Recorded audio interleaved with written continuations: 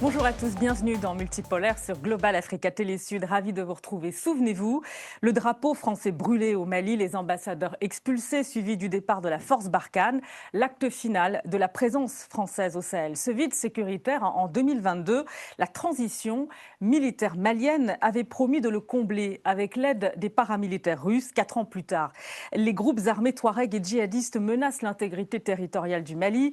Et si cette promesse déçue offrait à la France le pouvoir de redorer son blason, le calendrier est propice. Le dernier sommet Afrique-France d'Emmanuel Macron est prévu au Kenya le 11 et 12 mai.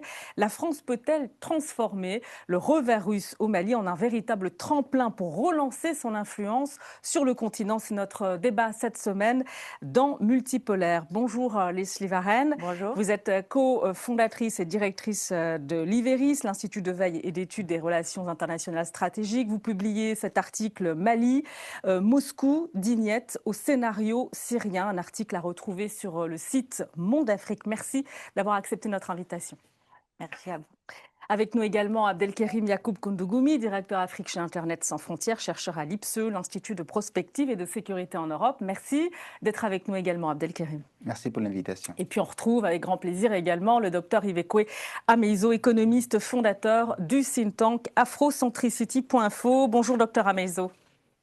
Bonjour à tous nos co-débatteurs, débattrices, et puis bien sûr à tous ceux qui nous regardent.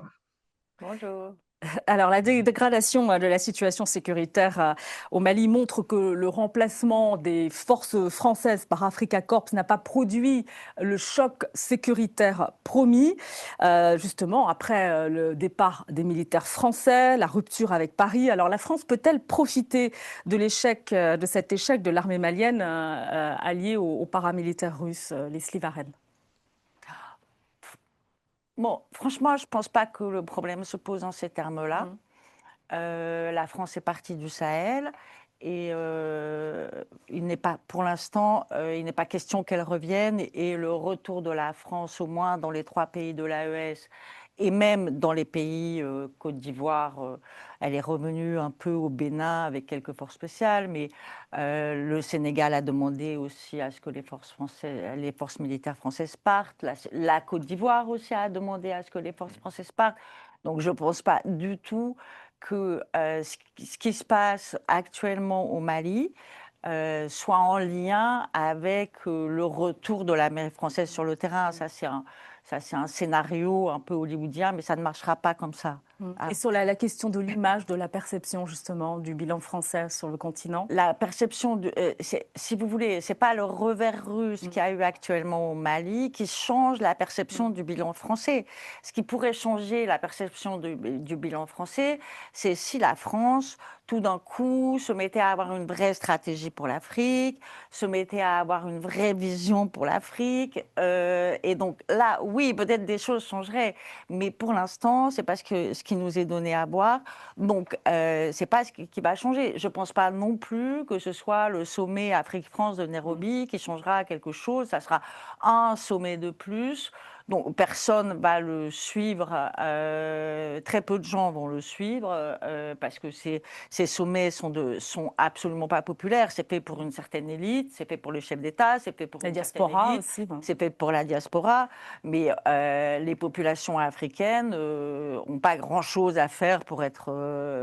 voilà. Donc, ce qui se passe en ce moment, c'est pas au Mali, c'est pas français, c'est pas franco quelque chose, c'est malien, c'est entre maliens. Après, on peut discuter de l'apport du partenaire russe dans cette affaire, mais pour l'instant, c'est franco-malien, même si il y a les mains de quelques pays qui sont dans l'affaire. Mais ça, c'est encore autre chose. Alors, Mais je vais vous demander quel sur pays, un parce que là, scénario malien. Abdelkerim, après Oui. peut-être. Abdelkerim, est-ce que vous êtes d'accord? Est-ce qu'il y a quand même l'ombre de la France qui plane toujours sur le Sahel et son échec aussi passé dans Non, cette... non, j'ai bien écouté ce qu'elle a dit et je respecte son point de vue, mais je ne suis pas totalement d'accord sur le fond. Parce que ce qui est en train de se passer en ce moment, c'est sur 4 dimensions différentes. D'abord, la question de savoir est-ce que la France veut profiter et prévenir? Je ne pense pas parce que ce qui a amené le départ de la France n'est pas seulement l'aspect sécuritaire. Euh, Quand on regarde les quatre raisons ou les quatre piliers de cette colère du gouvernement du Sahel à l'époque, qu'est-ce qu'on a reproché à la France à l'époque? On a reproché à la France d'abord l'aspect euh, politique. La France s'en mêle énormément des problèmes politiques africains, L'ingérence, vous voulez dire. l'ingérence politique, l'ingérence autre que politique. On a reproché à la France la présence militaire inefficace parce que malgré cette présence militaire et sécuritaire, malgré cette coopération qui, somme toute, parfois est assez floue et avec des clauses qui ne sont pas transparentes, on a vu que cela n'a pas empêché justement ces États à subir des attaques terroristes et à avoir des problèmes de stabilité et de sécurité. On a reproché à la France l'asymétrie économique. On a dit que les entreprises françaises sont là, mais finalement, cette présence économique française ne profite qu'aux entreprises françaises et à la France complètement.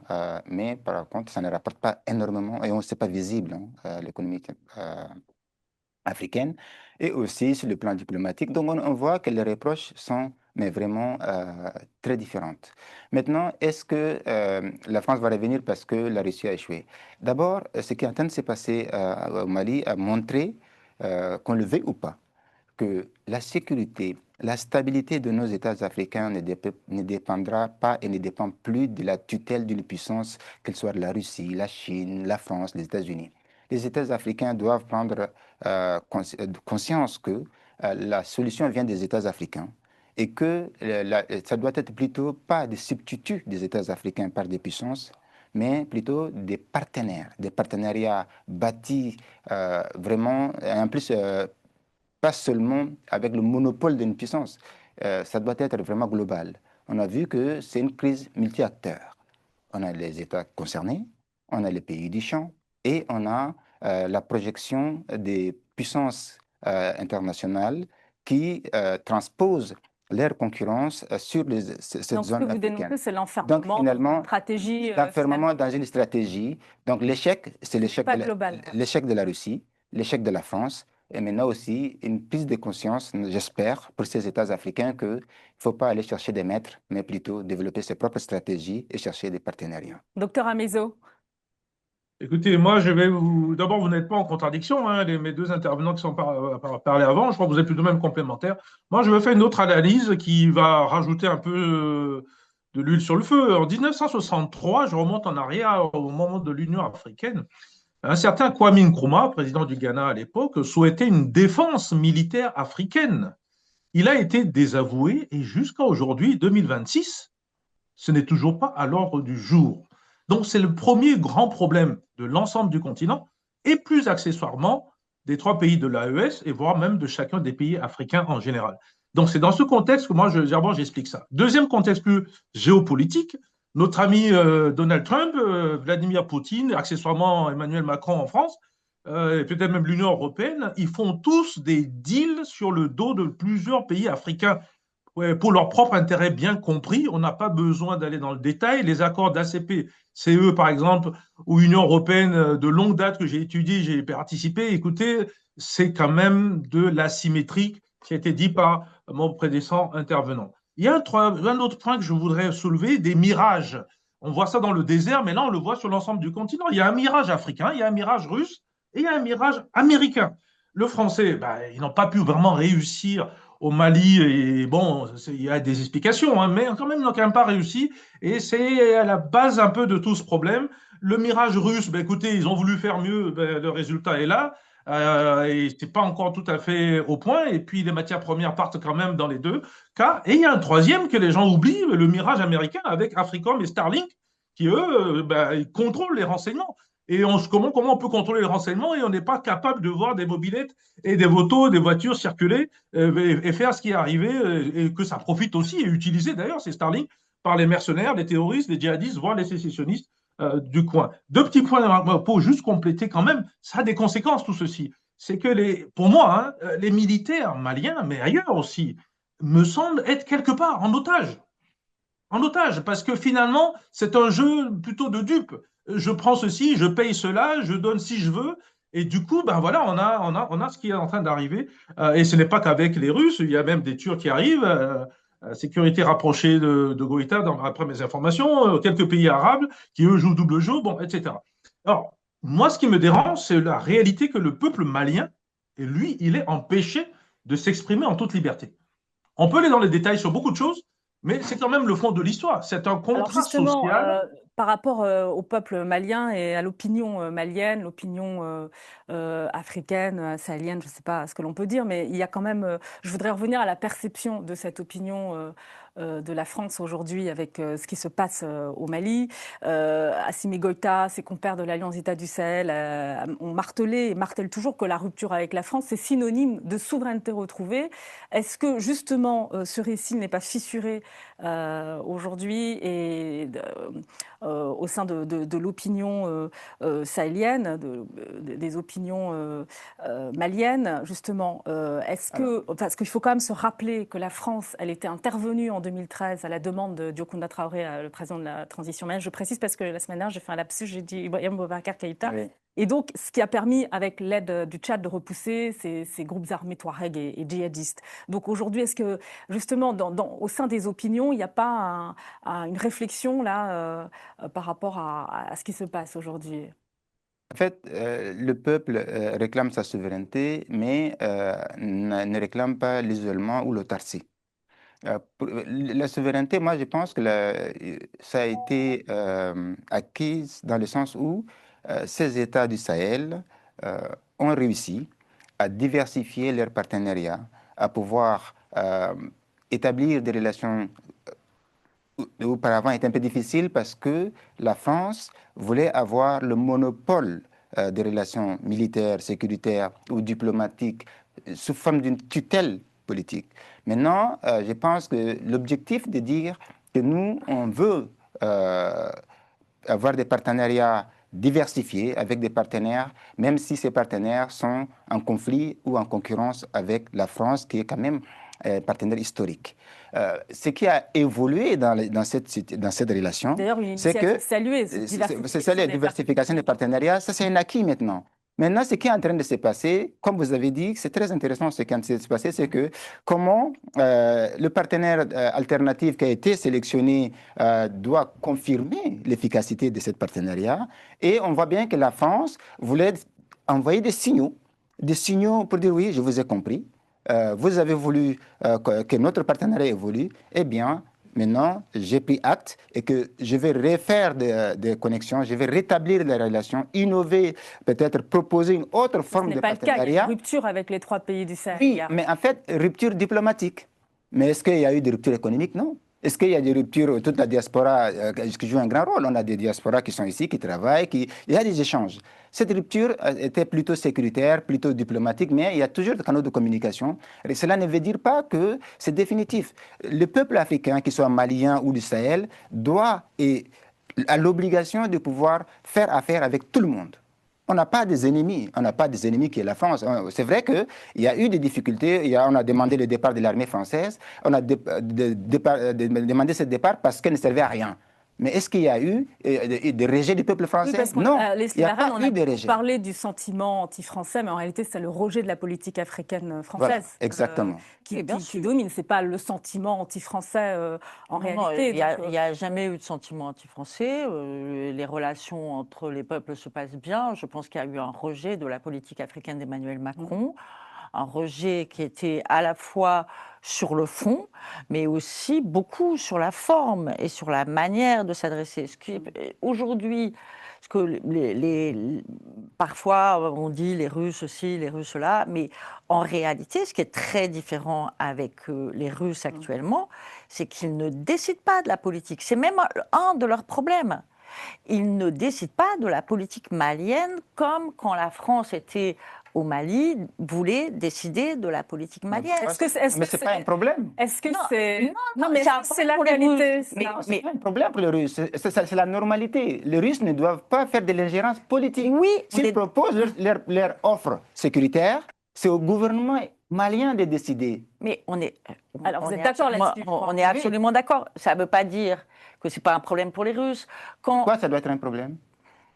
Parce que quand par exemple, les Russes sont un partenaire de l'Algérie, n'est-ce pas? Oui, Bon, quand le pouvoir de Bamako se fâche avec l'Algérie, oui, ça met les Russes dans une difficulté. pas forcément. Pas Bon, d'accord, forcément, parce ok. que Pas forcément. En fait, moi, ce que je le pense, Mali c'est- s'est rapproché en du fait, Maroc et a reconnu d'ailleurs Oui, la marocanité du Sahara occidental. ça a mis les Russes dans une difficulté, ça c'est- met les Russes en porte-à-faux avec Il y a un l'Algérie. rapprochement entre la peu- Russie et le royaume chérifien en ce moment, hein, quand même, assez important. En fait, c'est que moi, je voulais compléter ce que vous dites dans le sens où c'est plutôt vraiment constructif.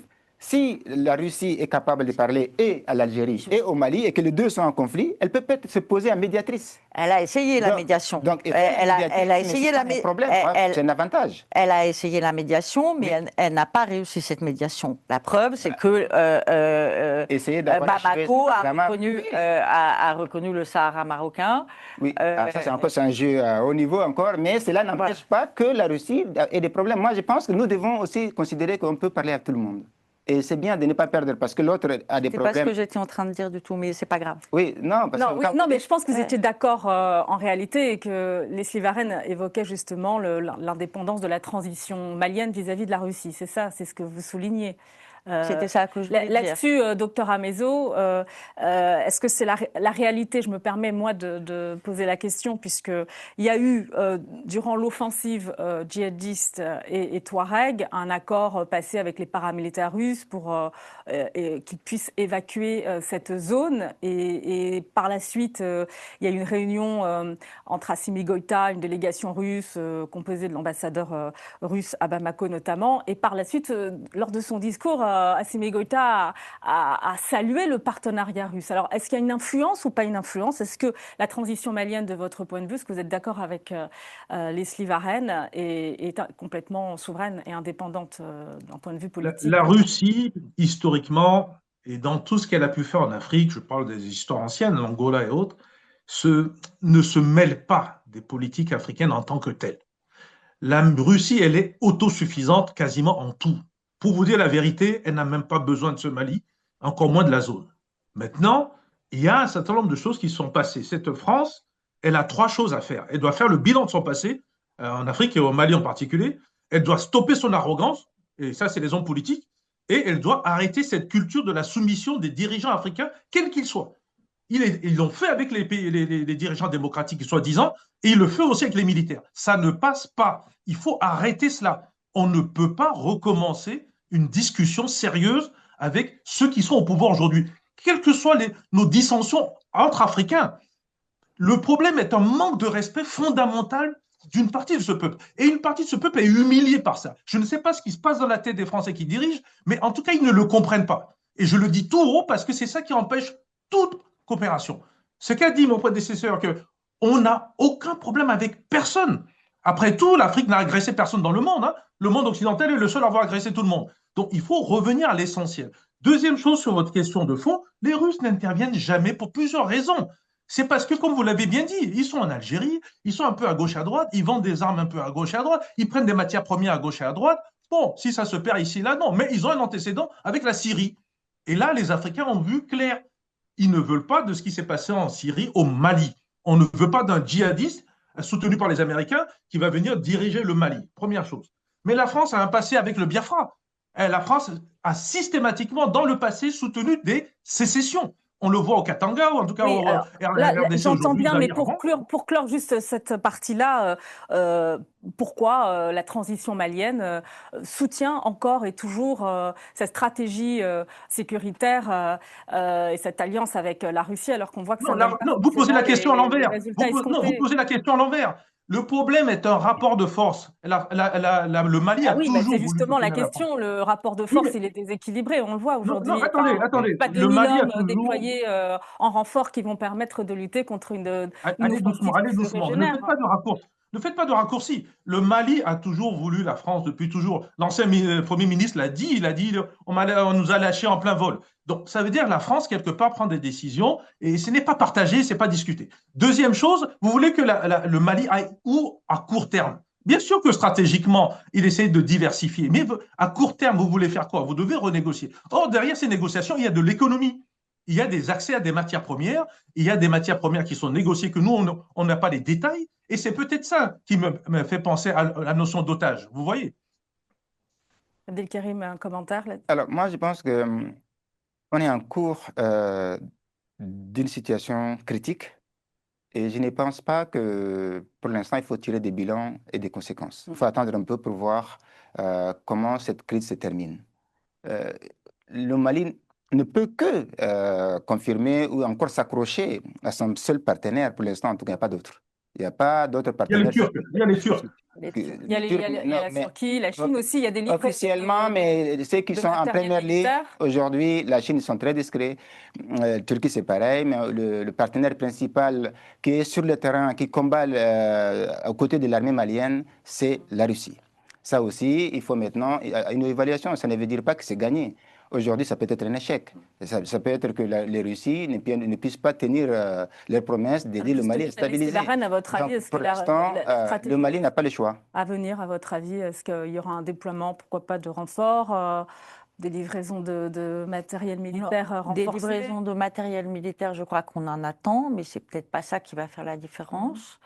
Pour l'instant, ce qu'on a vu, c'est que la stratégie du JNIM, qui était d'arriver à faire tomber les autorités maliennes, n'a pas marché. Donc on est dans une situation où le rapport de force est à peu près équilibré, mais ça va être compliqué. On peut assister pendant un moment à un conflit un peu gelé. De toute façon, ce qui s'est vu, c'est qu'après les premières 72 heures où il y a eu un véritable choc, parce qu'il y a quand même eu le décès de Sadio Camara, il y a eu des multiples attaques coordonnées, ça a été vraiment un choc, et c'est un choc pour l'armée malienne qui a pris aussi un coup au moral. Il faut noter quand même aussi, et je pense que ça c'est très important, contrairement à ce qu'on a dit, les Russes se sont vraiment battus aux côtés de l'armée malienne. Il y a eu des décès russes, il y a eu des pertes russes, il y a eu des blessés, il y a eu des blessés maliens aussi, il y a beaucoup de prisonniers maliens.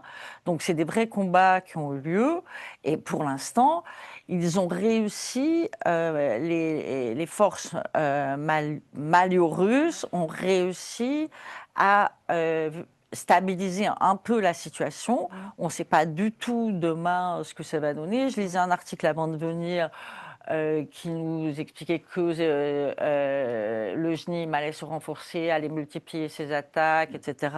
Que Assimi Goïta était sur un fil, etc. Je ne suis pas Madame Soleil, je n'en sais Et c'est rien. pas évident non plus pour la Russie qui est engagée sur le front ukrainien aussi. Pour revenir... C'est l'heure de la vérité. Ça n'a pas forcément grand-chose à voir, le front ukrainien. C'est plus l'enlisement, la crainte d'un enlisement peut-être aussi qui peut... Non, ce que j'essayais d'expliquer tout à l'heure, c'est que, si vous voulez, pour moi, l'analyse que je fais, c'est que la Russie est engagée dans un conflit avec le Mali, que pour l'instant, elle ne peut pas quitter le Mali, parce que si elle quittait le Mali à ce stade de son histoire, ça veut dire que elle serait discréditée dans tous les autres pays et elle risquerait de perdre un certain nombre de partenariats. Néanmoins, c'est très compliqué pour elle parce qu'une guerre, c'est toujours avec des objectifs politiques, comme disait Clausewitz, sa fameuse phrase, etc., et qu'elle n'a pas les clés de la politique. Donc elle est obligée de faire une guerre alors que c'est les Maliens qui décident. C'est ça, c'était ça. On va revenir à la France tout à l'heure. On va revenir à la France avec ce calendrier opportun, je le disais en introduction, calendrier opportun pour la France et Emmanuel Macron. Hein. Le sommet Africa Forward est prévu le 11 et 12 mai. L'objectif, c'est de se refaire un peu une image sur ce continent, loin du Sahel, mais il doute que le chaos malien va planer sur ce sommet. Alors ma question, docteur Amezo, c'est est-ce que le président français peut éviter ce sujet? Le cas malien, déjà pour commencer, et bien débuter son dernier sommet à Afrique-France, a priori. Bon, les sommets Afrique-France ou France-Afrique ont un problème simple. Il y a quelqu'un qui décide de l'agenda, c'est la France. À partir de ce petit mot, vous avez un problème. Qui va mettre quelque chose qui dérange la France sur l'agenda? Si c'est Emmanuel Macron qui le met, il va le tourner à son avantage. Il n'y a pas de souci pour cela. Je ferai remarquer quand le Niger était venu négocier des histoires de pétrole et de pipeline avec l'Algérie, le lendemain matin, il y avait en tout cas une délégation française qui était là-bas. Quand le pape partait en Afrique, Emmanuel Macron s'est déplacé pour voir le pape avant. Donc il ne faut quand même pas voir ce qui se passe. La France a une position délicate aujourd'hui, car la plupart de ses chefs d'État est obligé de passer par ce que j'appelle des proxys, que ce soit le pape ou l'Algérie ou d'autres. D'ailleurs, c'est JNIM et autres, FL Azawad, il faut bien qu'ils dorment quelque part. Hein. C'est 100-150 km de la frontière algérienne, donc il faut bien qu'ils dorment en Algérie. On avait des drones pour pouvoir voir des photos, on ne les voit plus. Il faut peut-être poser la question clairement. Est-ce qu'ils dorment ou pas en Algérie? Parce que tout ceci Bon, alors, sur le pose le problème positionnement du rôle même de d'Emmanuel l'Algérie. Macron, répondait, est-ce qu'il va se positionner sur le Sahel ou il va mettre de côté ce dossier puisque la Monsieur France Macron est en partie, départ. Monsieur Macron est en départ. Il a fait comprendre qu'il ne va plus faire de la politique, donc ça m'étonnerait qu'il se lance là-dedans. Lui, aujourd'hui, il essaie Leslie de sortir la tête haute et de rentrer dans l'histoire. Donc, de ce point de Macron, vue, il a un bilan. Alors, s'il pouvait faire le on va bilan et l'évoquer surtout son faire ce que je bilan. vous ai dit, Leslie, let's- non, Emmanuel Macron ne mentionne jamais ses échecs. Jamais. D'abord parce que pour lui, il n'y a pas d'échec, mais en plus, il ne mentionne jamais ses échecs. Donc, il ne parlera pas du Sahel. Ah bon? Et d'ailleurs, et c'est dommage, mais les États sahéliens, les États de l'AES n'ont pas été invités à ce sommet. Ce qui est, à mon avis, une faute si on veut essayer de rabibocher tout le monde, essayer de se retrouver. Bref, donc, on n'a pas non plus la liste des invités. Il y a plein de chefs d'État d'Afrique francophone qui ne viendront pas. Alors, Non, mais ouais. vous me posez une question, je vais... Allez-y, allez vite parce que ça. J'ai quelques questions encore à Bon, vous allez-y, poser. je vous en prie. Allez-y. Non, non, non, non, non, non. Non, allez-y, c'est bon, allez-y, ça va. parce que je vais Parce que moi, avancer. moi, ce que la lecture que j'ai de ce sommet, c'est que la France sort du précaré français. Ça, c'est déjà acté. C'est fini, la France-Afrique, c'est fini le précaré. La France est en train de se positionner comme un partenaire global, étant donné que Oui, ça, Kenya. d'accord, on le sait, mais Maintenant, sur ils vont le... parler du Mali, Oui, ils vous vont parler croyez. du Sahel, parce qu'on ne peut pas parler de coopération, de redynamiser par rapport à ce qui est en train de se passer au Mali. Si on ne parle pas de ça, c'est que ce sommet est nul et ne ça sert à rien. D'accord. Alors, on passe au bilan d'Emmanuel Macron. Ce qui ressort de sa politique africaine, vous l'avez dit, Leslie Varenne, tout à l'heure, plus de discrétion militaire, pas de désengagement total quand même, parce qu'il y a une réduction, c'est vrai, massive des effectifs, mais il y a une cogestion des bases avec les pays, une tentative de rééquilibrage du partenariat économique, avec cette volonté de valoriser le secteur privé, hein, justement pour marquer une distance avec les grands géants qui sont présents sur le continent, miser aussi sur les liens culturels, la société civile avec la restitution des biens culturels, tenter aussi de proposer une troisième voie dans la compétition géopolitique et la course aux matières premières. Le bilan, que pensez-vous de ce bilan? Allez-y Leslie, et puis après le docteur Amezo. J'en pense rien. mais Non, mais vous parliez de la vision. Non, non, mais j'en pense rien. J'en pense rien. C'est la je veux vision dire, française de. oui, bah, c'est d'une une nouvelle vision, c'est une vision française ChatGPT. Donc, moi, franchement, je veux dire, où je suis pas assez intelligente, où il y a quelque chose qui m'échappe, mais ça, c'est pas un bilan, ça, c'est pas des perspectives, ça, c'est pas un projet, ça, c'est pas une vision, c'est une liste de courses. Et puis on dit on a réussi les biens culturels, on va faire un peu là, mais c'est pas une vision de politique africaine pour l'avenir, en prenant en compte toutes les métamorphoses qu'il y a dans le monde actuel. Donc moi je suis incapable de commenter ça. D'accord, c'est une liste chat GPT. En fait, moi je pense que c'est encourageant. Encourageant dans le sens où, dans cet effort, les signaux que la France envoie, c'est que dit, je vous ai compris que vous avez voulu qu'on développe l'économie, vous avez voulu qu'on parle de culture, vous avez voulu qu'on parle d'autre chose que des militaires. Ben, la France fait des offres. Elle offre une innovation dans son approche et dans les coopérations. Ben, ce n'est pas suffisant peut-être. Peut-être comme Madame dit, Remarquez l'IA, l'innovation, la tech, c'est devenu de la nouvelle besoin de la tech. Nous avons besoin de l'innovation. Nous avons besoin de transfert de technologie, transfert de savoir, surtout de l'éducation. Nous avons besoin que les étudiants africains puissent venir étudier, que les universités françaises puissent être ouvertes à nos étudiants, des scientifiques puissent aussi venir. C'est de cela qu'on a besoin. On n'a plus besoin de l'armée, on n'a plus besoin de l'armée française. Alors, le problème, on a besoin des entreprises, de la je vais donner technologie. quelques chiffres avant de passer Maintenant, la parole. la question, oui, juste pour finir. Oui, Est-ce que la France est capable de pouvoir faire une telle mutation et tenir, parce que les paroles sont belles, les promesses, on en connaît, mais est-ce que factuellement, la France peut faire cela. C'est de cela qu'on va juger. Maintenant, nous, on est preneurs de toute proposition d'évolution de la relation entre la France et l'Afrique, parce qu'on n'est pas anti-français ou on n'est pas anti-peuple français. Nous, on est ouvert à tout peuple, tout pays qui peut nous transférer de la technologie, qui peut nous aider en économie, qui peut développer autre chose qu'une domination politique ou une domination sécuritaire ou de la tutelle politique.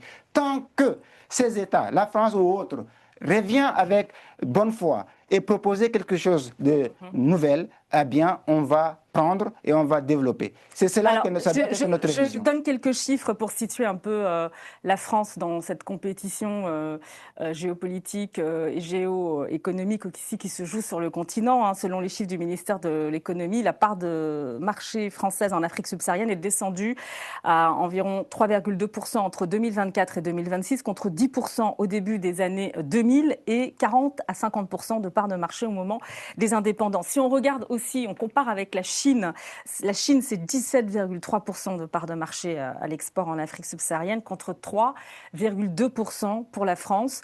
Il est évident qu'aujourd'hui, le nerf de la guerre sont les investissements massifs, que ce soit le Qatar, que ce soit la Chine, la Turquie, la Russie aussi a fait des promesses d'investissement. Le Qatar qui a annoncé un investissement historique de 103 milliards de dollars vers 6 pays africains récemment. Moi, j'ai envie de vous poser cette question, docteur Amezo. Que pèse la diplomatie économique française face Elle ne pèse pas beaucoup de choses. Vos chiffres donnent déjà le vertige. Et ce chiffre, il faut aller dans le détail, je suis économiste. Hein. C'est-à-dire, quand vous rentrez dans les secteurs, il y a plein de secteurs, la France n'est plus là. Si ce n'est pas zéro, c'est négatif. Par contre, oui, la France brille toujours dans le domaine, par exemple, de télécom. Orange et tout ça font leur beurre en Afrique. Ça se pose d'ailleurs le problème. Qu'est-ce que Orange fait en Afrique et pourquoi les Africains ne sont pas capables d'avoir leur propre télécom alors que le Sénégal avait Sonatel qui marchait très bien, faisait des bénéfices. Donc il y a des problèmes de fond qui reviennent à cette histoire de tutelle. Mais je reviens sur Emmanuel Macron parce que c'est important, c'est lui qui fait la réunion. Aujourd'hui, dans tout ce qu'il dit et ce qu'il fait, il y a trop de narratifs. C'est un homme du passé. Il faut lui dire, c'est un homme du passé. Même s'il parle tout le temps de technologie, c'est un homme du passé. Il y a peu d'économie dans ce qu'il propose. C'est comme la francophonie. C'est une francophonie culturelle, mais elle n'est pas économique. Donc, ce qu'il propose pour ce France-Afrique, c'est encore du narratif, mais il n'y a pas de l'économie en réalité. Donc, qu'il occulte ou pas le Sahel, bon, il fait ce qu'il veut, mais il a un problème de fond. Il y a une posture aujourd'hui de la souveraineté africaine, bien ou mal compris par les Africains eux-mêmes, peut-être, mais elle est là. Il faut qu'il le prenne à bras le corps. Sinon, il est en train de faire ce qu'on appelle la tutelle digitalisée. Et ça ne fonctionne déjà pas parce qu'il n'y a même pas d'électricité en Afrique. Donc, il faudrait qu'il mette ça de côté dans le placard et qu'il revienne sur quelque chose de beaucoup plus profond. Il a des super conseillers au ministère, hein, dans tous les ministères français d'ailleurs. Donc, ces ministères le conseillent bien. Par contre, il prend des décisions de tangente. Donc, il faut se concentrer non plus sur ce qu'il pense faire, tout en réduisant d'ailleurs l'aide au développement, parce qu'il faut voir ce que fait l'AFD et autres, mais revenir sur ce que propose le peuple africain. Et pas que ses dirigeants, qui certains sont sous tutelle. C'est donc ces deux dichotomies. Est-ce qu'il a compris? Je le suis plus que certain. C'est un homme intelligent. Le problème, est-ce qu'il n'a pas des forces derrière lui qui l'entraînent vers cela? Et donc, ça me pose la question, est-ce que M. Macron lui-même n'est pas en fait un otage? De qui? Des États-Unis? D'autres? Des milieux d'affaires? Il faut poser la question. Puisqu'il ne veut pas faire de la politique par le futur, peut-être qu'il retourne de là où il venait, le privé. Alors, pardon, j'ai la priorité.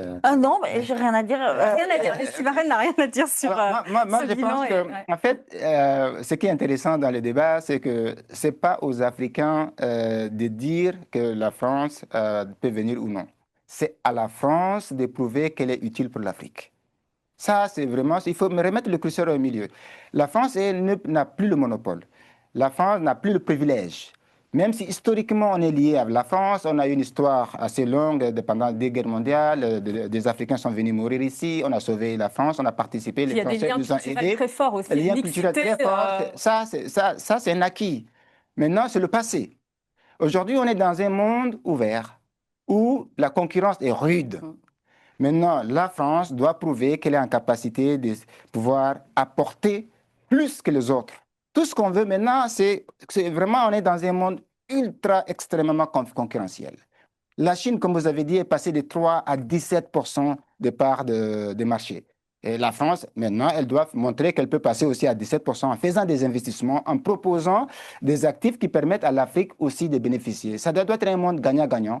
La France doit maintenant gagner sa place. La clé, c'est quoi? Parmi- Ce sont les parmi les autres. investissements, les Les Slytherin. investissements, Mais il on n'a faut pas les investir. moyens d'investir Voilà. à ces niveaux-là. Je veux dire, qui peut investir de la manière dont la Chine est en train de le faire? Il y a une seule force qui pourrait essayer, et encore, il faudrait, je pense qu'elle travaille avec la Chine, mais là, on est dans un monde utopique. Mais c'est l'Union européenne qui pourrait faire des investissements aussi lourds. Mais pour l'instant, l'Union européenne n'a pas non plus de politique. On attend toujours l'agenda de l'Union européenne dans le Sahel. Je signale d'ailleurs que le monsieur Sahel de l'Union européenne vient de partir, donc on n'a plus de monsieur Sahel au moment Il où venait d'arriver, hein, en plus. Ça ça fait faisait 1 ou 2 ans qu'il était là. On n'a plus de monsieur Sahel au moment où il y a ces problèmes au Mali. Et l'Union européenne serait la seule qui pourrait investir massivement, notamment dans des infrastructures lourdes, pour les barrages hydroélectriques, pour l'électricité, etc. Mais qui le fait? Regardez ce qui se passe avec la raffinerie de Dangote au Nigeria. C'est la Chine qui a aidé à construire ça. Oui, ce sont des fonds, C'est effectivement, asiatiques. c'est des fonds chinois. Et c'est ce qui permet aujourd'hui au Nigeria de pouvoir être autonome dans son essence, de pouvoir exporter. Et c'est ça qui est l'Afrique de demain. L'Afrique de demain, c'est pas je vous donne 3 livres de classe et puis non, Même la l'Afrique de demain, Turquie, j'ai la oublié de citer création le chiffre, d'infrastructures. le stock d'investissement direct turc, c'est 10 milliards de dollars. Voilà. Il faut donner quand même Maintenant, cette échelle, c'est colossal. Il y en a un fait, gap. le danger, c'est qu'il ne faut pas que les Chinois soient les seuls partenaires d'Afrique. Parce que c'est très dangereux, parce que la Chine n'aide pas seulement l'Afrique. Hein. La Chine Il y a l'endettement, là, endette c'est vrai. énormément de dettes pour l'Afrique. On ne sait pas les conséquences. La facilité de cette dette fait que si on n'a pas de gouvernement qui gère le pays, une bonne gouvernance, on se retrouvera étranglé par cette dette chinoise.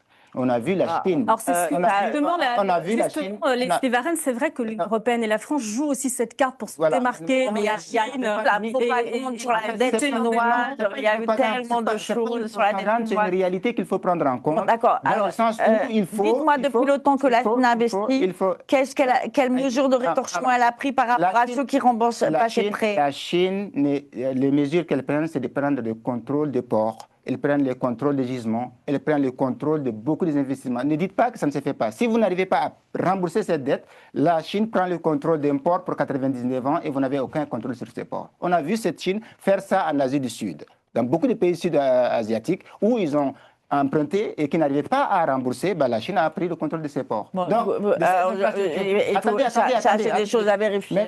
Maintenant, ce que moi j'ai dit, c'est que ce n'est pas mettre tous ses œufs dans le même panier. La Chine est la bienvenue. La France est la bienvenue. Les États-Unis sont là. Tout le monde est la bienvenue. Et qu'on doit commercer avec tout le monde. Personne n'aura ni le monopole par ses investissements, ni le monopole par le contrôle. Maintenant, quand il s'agit de la France, ce n'est pas à l'Afrique de le décider. Si la France n'a pas les moyens d'investir, c'est son problème. Si la France, Alors, je parlais de diplomatie, elle a besoin. on conclut. Je parlais de diplomatie, c'est une question importante parce Oui. que il y a une diversification des partenaires internationaux, c'est vrai, et tous ces partenaires ont plutôt de bonnes relations avec les pays africains. Et ce n'est pas forcément le cas de la France. Il y a les tensions, il y a cette rupture avec les 3 pays du Sahel, qui sont de toute façon, qu'on le veuille ou non, des pays qui sont dans le jeu de l'intégration africaine, tout comme l'Algérie aussi, il y a des tensions diplomatiques avec l'Algérie, même si ça s'arrange. Comment la France peut-elle déployer une diplomatie économique sereine et mener une vraie politique africaine si ces tensions, ces ruptures persistent? Docteur Amezo, rapidement, allez-y. C'est aussi simple. Vous prenez d'abord, demandez à la France de rétablir la ligne entre Paris et Bamako. C'est une rupture, une décision politique. Ils descendent là-bas en avion, ils demandent une réunion sur place au Mali et non pas à Paris, et ils discutent. C'est aussi simple que ça. Je vous rappelle que la palabre africaine, c'est les Africains qui l'ont créée. Donc, la négociation à l'ONU, où j'ai fait 20 ans, on sait très bien comment ça fonctionne. Sauf, c'est une décision politique courageuse. Est-ce que M. Emmanuel Macron est capable de le faire? Je ne sais pas. Deuxième point très important. Vous avez parlé beaucoup tout à l'heure de la Chine et autres. Faites attention, je suis un économiste. Il y a des approches tripartites qui fonctionnent extrêmement bien. Chine, France, Mali. Émirats, Qatar, France, Mali. Sauf que ce sont soit au départ la capacité de remboursement qui n'est pas là, donc c'est des projets qui ne rapportent rien du tout, ou la corruption. Alors, on n'en parle jamais, mais en fait, c'est le fond du problème. Les Russes sont silencieux, les Chinois sont silencieux, ce n'est pas normal. Donc, il va falloir laisser la justice faire son travail aussi et condamner quelques Russes et quelques Chinois. Et il y a un deuxième élément, le secteur privé. Le secteur privé peut très bien travailler à ce moment-là, ça devient quadripartite. Il y a des tas de schémas qu'on appelle, nous, les arrangements concessionnels qu'on met en place qui permettent de trouver une solution à ce problème de financement des infrastructures. Or, le problème qu'on a, c'est qu'il y a une tutelle de ces dirigeants qui, pour la plupart, sont alignés sur des positions déjà dictées, en fait, de l'extérieur. Et cette fois-ci, ce n'est pas que la France. C'est pour ça que je suis monté plus haut entre Russie et Poutine. Quand les deux se mettent d'accord sur quelque chose sur le dos du Mali, excusez-moi, mais vous avez le service de renseignement qui ne fonctionne plus. Et ce n'est pas normal. Et Starlink se trouve dans les mains des djihadistes qui savent mieux que vous où se trouve le stock de pétrole ou le stock des voitures. Et puis, voilà, ils partent et on les attrape jamais, et puis ils vont dormir quelque part en Algérie. Il faut clarifier ces éléments-là. La France a-t-elle le courage de pouvoir faire ça? Je ne sais pas. Cette réunion que M. Emmanuel Macron, c'est peut-être l'occasion. C'est peut-être l'occasion. Allez-y. Sur justement les relations rompues avec ces 3 pays du Sahel, avec les tensions aussi diplomatiques avec l'Algérie. Donc, il y a quand même un problème relationnel avec certains pays africains qu'on ne retrouve pas avec les nouveaux partenaires. Et ça, c'est une problématique dans le cadre de l'intégration africaine. J'ai toujours pensé, je voulais rappeler aussi que j'ai écrit un livre sur le bilan d'Emmanuel Macron en Afrique, qui s'appelle Emmanuel au Sahel, itinéraire d'une défaite, et donc aux éditions Max Milo, et que par conséquent, j'ai déjà fait le bilan d'Emmanuel Macron, et même si le livre a 1 an, je crois que le bilan n'a pas beaucoup changé.